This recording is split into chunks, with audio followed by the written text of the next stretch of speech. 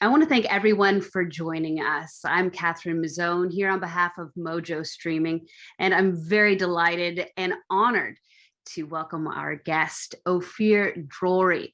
He is the founding member of the Eagle Network, which is a wildlife enforcement outfit operating in 9 different African countries, and it focuses on the arrest and prosecution of wildlife criminals. That sounds like a super tall order. We have nine different teams, right? So every time there's something new happening. Last night, we got traffickers arrested in Senegal, for example. So up to 3 o'clock at night, my time, we kept on going and looking at the team and assisting the team in getting 3 wildlife criminals arrested with 2 leopard skins and the feet of an aardvark, which is sort of a ant bear. So here it is. That's the day. Day before that, we had a great arrest operation in Ivory Coast on pangolin scales. Earlier in the week, we had more arrest operations rescuing baby chimps in Cameroon. So yeah, that's our day to day. It's never boring, I can tell you that. As a founding member, this is something that you pioneered. There was no one to set a precedent before you. How did you get into it? Yeah. Well, I was an adventurer moving across Africa, and I got so much from Africa, from the bush in Africa, tribes, people who just gave me their beds, gave me everything they had or didn't have, unconditionally. And I spent years living like that, receiving so much from Africa that I naturally turned to give back something. And slowly it turned me into an activist, just trying to do something to better my environment, to do something to give back, to change something and contribute something to the surroundings around me. And one of the different ways in which I was trying to give led me to different kind of things I was doing. One of them was to write. When I reached like war countries, I didn't know what to do and how to interact in a meaningful way with my environment. What do I do with all that I can see? Then I started writing from these war zones to shout out the issues out there. And I was at the time writing about human rights issues in Nigeria, stoning of women, and they wanted to kill me. So I said, okay, let me take a small break from this and cross to neighboring Cameroon. And I was thinking, okay, I want to have a rest a bit from all of this. What good can I do in a place like Cameroon? And I had my lead was a sentence from Jane Goodall that was saying in 10 to 15 years from now, we're going to lose chimps, gorillas that are native to these rainforests of Cameroon, Central Africa, to the illegal trade in their meat, the bush meat. Basically, ape meat is like the caviar of Central Africa. It's rare. It's very hard to get, right? So that makes it luxurious. That makes it that if somebody very, very high person wants to invite high guests and impress them, he will get ape meat like he would get caviar in a party just because it's so rare. And that was leading apes to extinction. So I decided that in my small break from writing about human rights, I would write about the extinction of apes, the entire problem, and try to direct people to the good things that are being done, and put it in a magazine where people can read and contribute, and that's where I do what my contribution to this to the problem. And very fast, it was very easy for me to write a 20 pages article, like the majority of it. I could see quite easily the illegal trade in ape meat because it was all over. You could see the gorilla's skulls. I could see the hands of chimps. It was very visible, so it's very easy to cover. And then I went to the people who are in charge of enforcing a law that was there to protect them. So I went to checkpoints, I went to wildlife officers, I went to police officers, and there I saw that actual people behind the trade, the real criminals, are actually those wildlife officers and those police officers that are supposed to enforce the law and protect those animals. Being in Africa for a while, I wasn't completely shocked. I was shocked by the scale, but how visible it is, by how quite in your face you can see police officers actually trading ape meat, or I could actually can see wildlife officials with vehicles transporting ape meat for sale in another place. So that was the shocking part for me. So it was quite easy to see that there is a race towards extinction. It is led by this massacre for the trade in ape meat. To see that there is a law, that law actually gave 3 years imprisonment for anybody even touching a chimp, but it was completely meaningless. It was meaningless because of corruption. And that was quite easy to write. And then when I finished 3/4 of my article, I said, okay, well, the entire thing is really clear. And now I need an ending for the article, happy ending, to channel people from all of this pain and all the horror stuff to the people out there, conservationists, maybe conservation NGOs, nonprofits, to direct them to the good people doing the fighting for enforcement, fighting against corruption, protecting those apes from extinction. When I went to this world of NGOs, nonprofits, and the conservation world, I could find big castles, luxurious castles, 4x4s running around, lots of Mercedes-Benz in the parking lot, by the way, of those employees somehow, and no answers. So as a journalist, nobody wanted to talk to me about enforcement.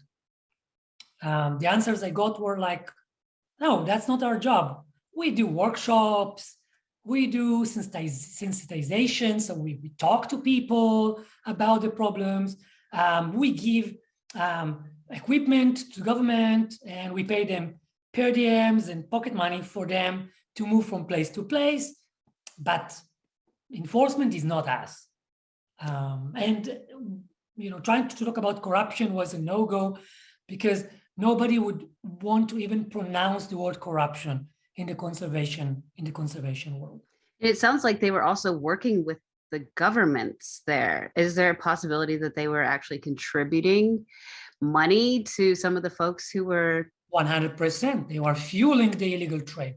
And in fact, I could see NGO vehicles transporting ape meat. So I could see NGO conservation workers actually being a part of the illegal trade. That was again so visible. So it wasn't just that they were complicit. There was also corruption in the NGO world. It was an environment where a lot of things are corrupt, and NGOs were not immune to that at all. So yeah, and of course, even propagating the same problem they were set to solve, because they are basically masking the problem to get more funding and to not show that they are themselves were owners of a very huge, big failure for that. And so I didn't know what to do. I was kind of like stuck with the tools I had as an activist, trying to do something good. I was stuck. I said, well, I don't have an article. What do I write? I try to end it with a light in the end of the tunnel, but I find a far, far bigger problem I drown in, which is the failure of the conservation world, failure of the aid world. How do I even explain that the public is donating and sending money through taxes or directly to these NGOs, and it produces a bigger problem? So how do I even explain that? I was drowning in that. I didn't know what I'm going to do. I was frustrated with a problem that I felt so passionate about, with nothing to do. For an activist, that's a real frustration, because you always try to get something meaningful of your anger and your frustrations from what you see around you.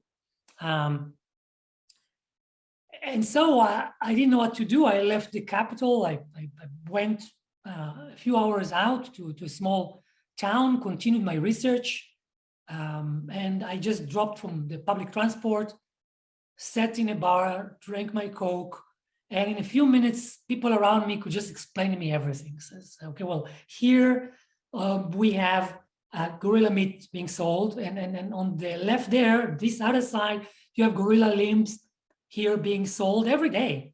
We have it, and so we also have 2 live ones here in the town. People were just forthcoming with this information?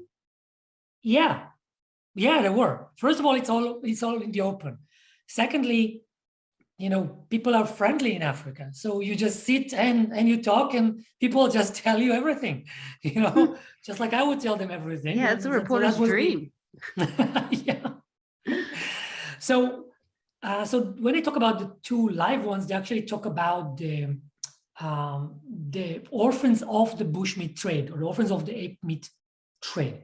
So basically, when a poacher kills a gorilla or a chimp on a tree, he ends up killing a family because they protect each other. They move in families and they protect each other. So we end up killing several members of the same family. And gorilla and chimp babies, they stay on the mother and cling to the mother for the first 3 years of their lives. And if a mother is shot, falls down from the tree, the baby is still clinging to the body, the baby will not run away. He's helpless, just like a human baby in a way. And we just cling to the mother's body and cry. And then the poacher can hold that small baby in his hand and check, well, I can kill it for the small meat that is on it, not a lot of meat. Or I can try my luck in the pet trade and the illegal trade in pets, in baby chimps, baby gorillas, is something that is professional, very organized. Not everyone knows how to get to the real big trade, but a lot of them try. And therefore, the baby survives as an orphan, but live on borrowed time. So when they took me, so from the bar, one of them was telling me, well, I have a bike, I'm a motorbike taximan. I can take you there in the morning. So, okay, great, take me there. And we went first to the gorilla baby. And he says, okay, well, here is the gorilla baby, it's here. And we arrived and they said, no, the gorilla baby died last week. And indeed, that's what happens with gorilla babies. So if you can give them all the food, the milk, the water, all the physical conditions can be met, and they will still snap at a certain point and die. It's a known phenomenon. It's like a collapse of the immune system. And because they have a real need, a survival need in love and attention, in touch. And if they don't have that, they just snap and die. And therefore, gorilla babies, they have very, very little time in captivity, and they just die. And I felt it. I said, well, wow, if I could be here earlier, I could have been here earlier, I would save that baby gorilla. That's huge. No? And then he took me to the baby chimp.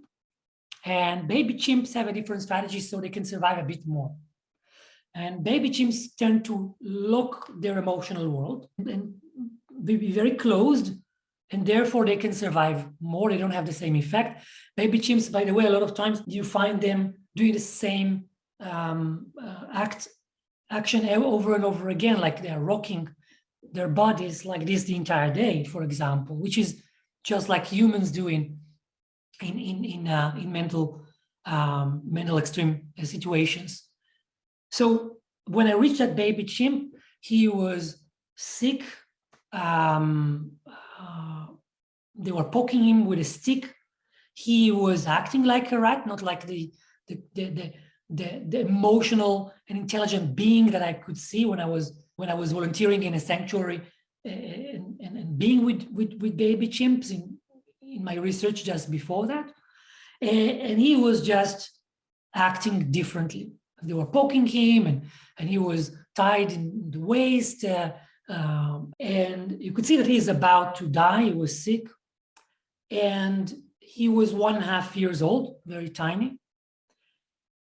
And they tried to sell him to me for around $100. And of course, I wouldn't do that because it will send them back to the forest to get more chimps, knowing that there's more people buying. So what I did is that I really had to do something about that and save this baby chimp. So I went to the wildlife station, the wildlife officers, and I said, well, look, there is a baby chimp. There is the law. You are enforcing the law. Let's go there. Let's arrest the guy. Let's get the baby chimp and move him to the capital for a sanctuary, zoo, to take care of him. And they said, where is our money? They were, of course, corrupt, and all they were interested in is that. And I kept on trying to explain to them. I said, well, look, if you're afraid or whatever, look, there is a poster on your wall with the law. That's what we're talking about, And they say, well, okay, give us money. What do you want from us? Half an hour later of this argument with corrupt officials, they actually tried to sell me a baby chimp. They said, hey, wait, you want a baby chimp? We have another baby chimp to sell you. So that's how far things were from them, from that. And I was so frustrated, I couldn't sleep that night. I knew I have to do something for this baby chimp. And I stayed up all night in my small motel, and I started writing all my anger on a paper. I was talking about corruption of African governments and the law that has never applied ever, and the uselessness of the conservation NGOs and how they are just too luxurious to actually do something. The corruption within it. I was writing down a system that doesn't have, that is not results oriented, so that that kind of failure can continue year after year after year, and you still just send pictures of happy chimps in a pamphlet and everything will be okay. So the hiding of that failure, I started writing all of this criticism with a lot of anger. And at one point, I stopped and asked myself, well, Ofir, what are you so angry about? What did you expect to find? You expected to find who? What? What is it that you think was supposed to be here that you're so angry? And then I wrote sort of an outline of what I titled New Generation NGO, New Generation Nonprofit, of activists, real activists, passionate people, not career conservationists, that will fight for this, that will fight corruption to get the law applied, that will carry undercover investigations to infiltrate the trade, find the bigger people, the actual high officials that are behind that, and then not just give it to the police because the police is corrupt as well. So take the police by the hand as activists and move to the ground, carry the arrest operation with them, and then stop them when they try to take a bribe. And then that is not enough as well, because if you take them to the court is probably the same kind of deal. So carrying a private prosecution, having lawyers that will be intercepting corruption inside the courts and checking when are they trying to bribe a judge and stop it and intercept it and follow up everything up to visiting these guys in jail. So I wrote this entire thing that night, which is a total outline of well, basically everything we do today. What gives you the courage or the strength to say, I'm going to go up against government? I'm going to go up against this police force. Well, I would say that, when we talk about corruption, you say, well, look, people are asked for a bribe, they give the bribe. What do you do? What a normal person does, You don't fight with a police officer armed telling you, give me money or I put you in jail. You don't argue about your rights, right? But my engine is different. What motivated me, even at that point, was far deeper. I'll tell you a short story. I was at the end of a 2-month journey with a camel in crossing half of Kenya, all of it in the bush. Very hard journey, and I just finished it, moved from village to village, tribe to tribe, just in the bush. And I ended it up in North Kenya. And I was thinking, you know what I want to do? I want to try to check what's happening with the refugees that are coming from a war in South Sudan. Because I'm here already, I want to understand what's happening as an individual, you know. And I took a bus, and I took a bus with me, and all of them are South Sudanese refugees that were trying to find their relatives and now go back to the refugee camp on the border. And there were 7 different checkpoints on that road. And every checkpoint, you had police officers which were abusing the refugees for bribes, for getting in money. And every stop, we had to leave some people behind. And as a bus, we had this kind of camaraderie where every time we're afraid of what will happen to me as well. What will happen? Who will continue and who will not? Who will be picked up on? And these are refugees that don't have a lot. And in one of the checkpoints, they were just shouting at us to get down, and they were all lining us with their backs to the bus, and each one would have to put his bag and open it in front, and the police officers would just go one by one and start shouting, abusing, rattling each one of us.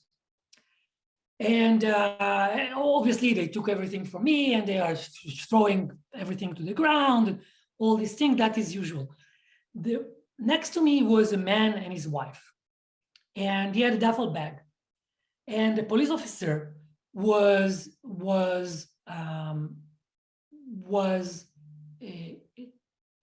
taking the duffel bag, throwing things out, and the refugee had a little that he had was a pineapple.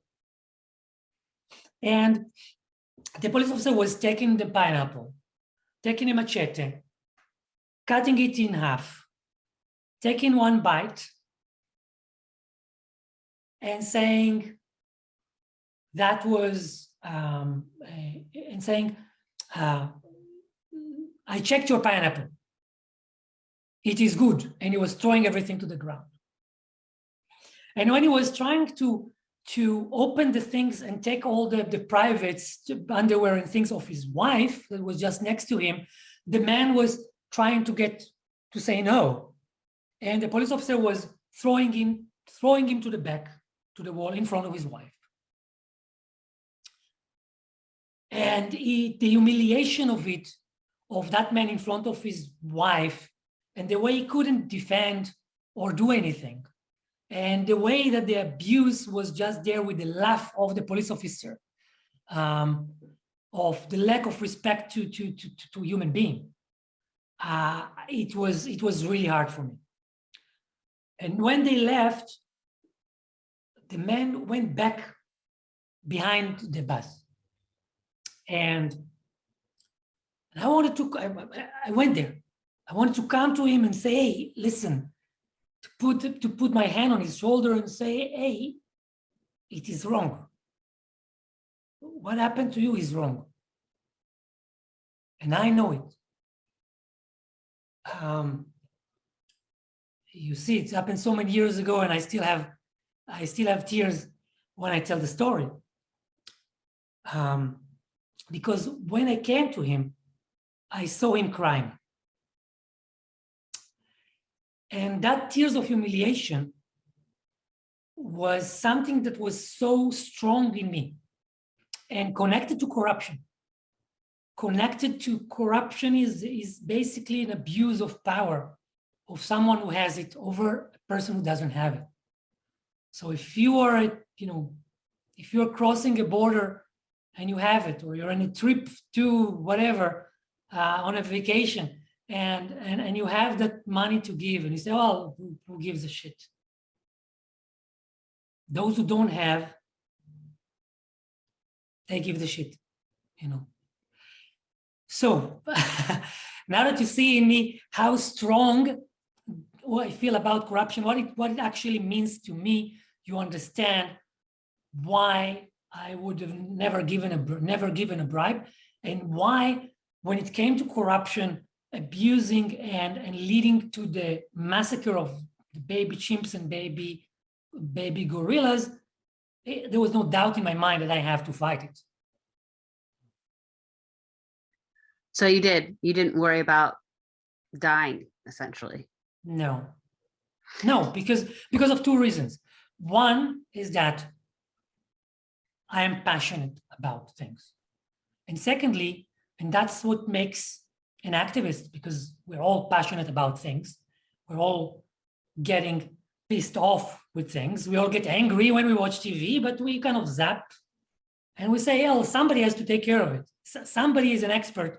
He must do something about it. Oh, wow. Why they don't do something about it? An activist is a person who crossed the line one time, and one time tried to do things on their own, even that they don't know nothing about anything. They're not experts in nothing, but they're passionate individuals, and passion makes you do things.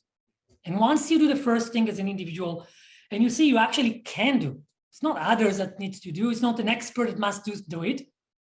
You can do so much as an individual. Once you realize that you can do it, it becomes a responsibility, because every time you see something you're pissed off, you just can't zap like the others. You must step up and do something, because you know you can. The excuse is gone. It's an illusion, you know. Yeah. So you've obviously made a lot of progress with the just do something about it mindset. I didn't know that night. I really didn't know that. I was waking up in the morning, and I was just trying to take the book of law, going to these traffickers, putting it on their table and saying, hey, 3 years imprisonment. And they were totally unimpressed, because that takes a bribe of what, $2, $3? So the law doesn't exist where corruption lies. And then I said, well, look, yes, but that's my new job. I am part of a big NGO, conservation NGO, with a huge castle in the capital and lots of 4x4 running around. And we fight corruption to get the law applied. And my job is to make sure you don't pay the bribes. So I basically bluffed them using what I wrote that night. And that bluff worked very well. And now that's who you really are. Yes, now yes. It was just a bluff, and I was rescuing this baby chimp and tying him from his ropes. I had like wounds in the sides of the waist that gave blood, which is very typical for this kind of baby chimps. And I just stretched my arms out. They all thought he's going to run away because he acted so much like a rat. And I stretched my arms, and he climbed my body, gave me one big hug, and was transformed back to a baby with needs of love and hugging. And that's how it was. And I was still thinking, okay, I'll take this baby chimp and I'll get him to the capital, to a sanctuary. I'll take my program and give it to somebody out there. Say, you know what, if you do that, things can get better. Bye. But no one took the baby chimp. I came back as a baby with a baby chimp that adopted me like his father, mother, whatever. He was just there. And then I ended up having to stay. So the baby chimp, basically, I named him Future because, that's what I wanted to give him. And I was basically, he forced me to stay and apply, do what I was writing, and set up the first wildlife enforcement NGO in Africa. And that's what we do up to now, And how long ago was this? When did you start? That was back in 2003. Holy cow. So now you're 9 countries. Yeah. Wow. Can I ask what happened to Future? Well, Future was with me for a few good months. So everything, opening the NGO, everything to do with that was done with him on my back. And after a while, there was a new opening in a sanctuary for a lot of other orphans to form a new group in his own age. And I brought him in. It was very, very difficult because like letting go for like getting a baby first day in kindergarten, crying and not letting go and not wanting to go, and you have to stay there and so on. And it's heartbreaking. It's heartbreaking. And then what happened is that 1 week after, they called me. It's a sanctuary is far away, and they called me to rush back because Future was about to die. His immune system collapsed. He was vomiting everything, diarrhea, everything. Not everything is passing through. He was not able to sustain himself. There's nothing to do. Somebody needs to be with him and give him love and attention, be with him physically. So I rushed back there, find my baby about to die. And I stayed with him for a few days in a cage on the dust, on the sawdust, being with him, holding his IV and being there and hugging him and being with him. And after a few days, he got better. And now he is the alpha male of that group. He's a very strong guy. Scared me. I was the way you were saying that. Oh, you stay with him a few days. That was also my feeling. Imagine how I feel when I give a healthy baby in, and after a week they tell you he's about to die. You know, it's very emotional. It's very emotional. Wow. But it's not just chimps anymore. It's not just apes. From the time we started the first arrest operations, we advanced from finding traffickers to arresting bigger traffickers. And all of a sudden we're managing to get enough power to get a police officer in jail and an army captain in jail. And slowly we climb up and we get politicians in jail, and we get an army general in jail, and we get a governor in jail, and we climb up and we manage to get far to attack the criminality in far higher levels.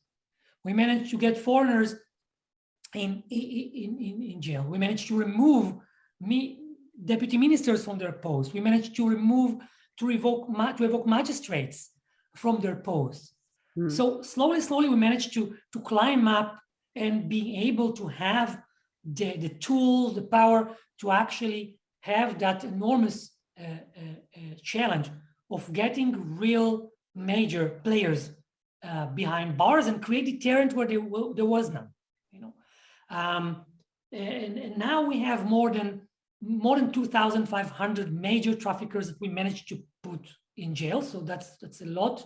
From the onset, when I was starting to work on this to try to get the first arrest operations going, which was really hell of a fight to establish this, we knew we were going to attack all wildlife crime, because the same way that we have with apes, lions are also racing to extinction in so many countries right now.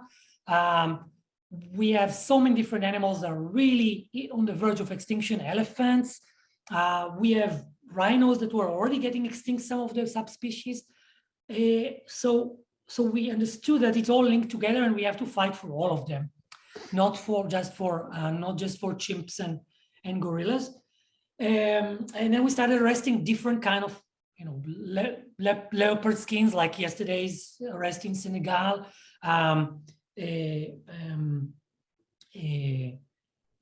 Pangolin scales, like I was explaining before.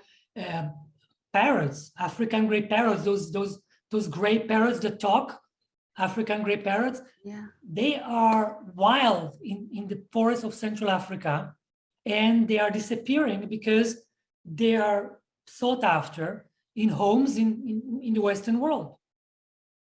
So flocks and flocks are disappearing because they put glue on the tree, and when they all land, the entire flock is landing, they're all stuck and they're all captured and ending up in Europe or in the US.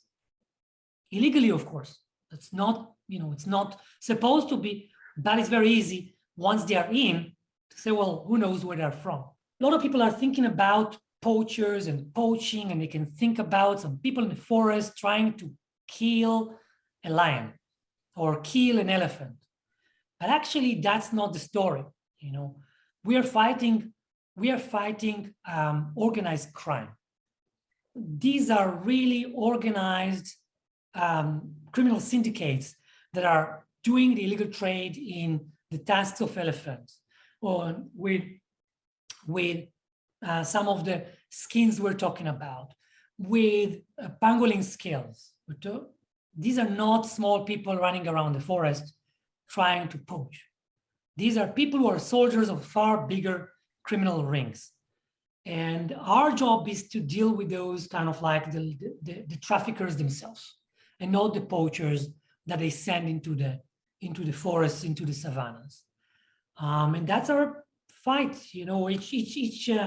Each week we have one or a few arrest operations arresting somewhere a trafficker with that. If there's live animals that we can rescue, that's great. Sometimes we had a rescue of 700 African gray parrots that I'm talking about. So they were all released back into the wild. Entire flocks are moving back to the forest.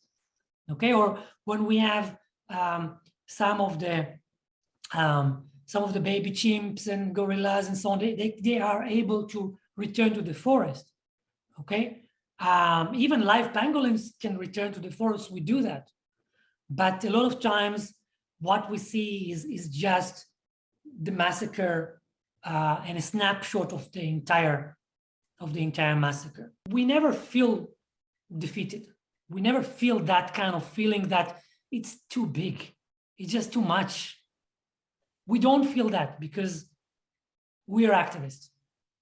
And because of that, our meaning is the fight. And so when we fight something that is so horrible, we make something meaningful out of it. And we never feel defeated. We feel the passion to continue our fight. And knowing that that's the only way forward. And if you want to think about the future as good or as horrible, you're just an observer. You just look at the forecast and you're thinking, oh, okay, nice. Activists are participating in creating that future in a very small way, very tiny way. But that's the difference. And that's why you never could feel defeated, because you're in the fight. We hope one day things will change and the change will be affected, or the example that we give can be taken by more of mainstream conservation, by main police forces around the world. And then we can really change the tide. For now, we are fighters, but the criminality is huge.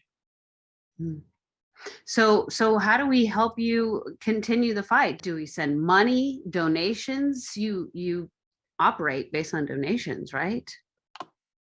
True. But if you go to my first website of LAGA, the first Last Great Ape organization was the first organization that I created. It was named of Future, the Last Great Ape. And in the website until today, if you click on the Donate Now button, you'll get a screen telling you, if you had the passion and the feeling that you want to do something enough to open your pocket, open your heart. If something that we do touches you, resonates with you, then let's do something with it. Because activism is not about Africa or about chimps or gorillas. Activism is about everything that is around us. All of us have something we want to change, but there is an obstacle. And what we basically say is that, you want to do something, tell us your talent. Maybe you can help us with something to be a part of what we do. but maybe you can just do something around you, because if you see something that is just in front of your house, a park that was blocked, advert that was put in front of your house, something that bothers you in your even immediate surrounding, do something about it. Write a letter, talk to someone about it. Do something in your own small way and write it back to us, because that will give us far more energy for our fight than anything else. Funnily enough, when I travel, either in the US or in Europe or other places, somehow I always say I'm cursed, because very fast I find ivory and leopard skins and lion skins and all sorts of stuff in my vacations. I go with my wife, I go with my family, and all of a sudden you see that. I'm saying, how is it possible? Like I didn't spend a few hours in Italy and all of a sudden I see ivory. In the UK, the first day I find ivory just here. US, by the way, very, very similar thing in New York, a full shop full of skulls, even in a rhino skull. So my point is that basically there is a lot of illegalities going on under our noses, even in the Western world.